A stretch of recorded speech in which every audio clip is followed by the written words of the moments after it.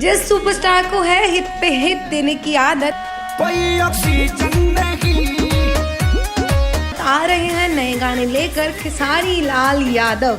जी हाँ, सही सुन रहे हैं आप, आपके चहीते सुपरस्टार खेसारी लाल यादव आ रहे हैं एक बार फिर अपने नए गाने के साथ। गाने का नाम होगा ओके।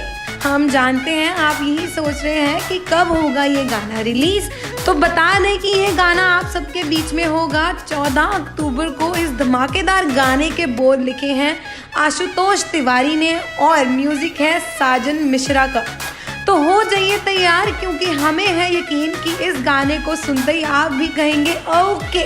जुड़े रहिए स्पीड रिकॉर्ड्स भोजपुरी के ऑफिशियल यूट्यूब चैनल के साथ।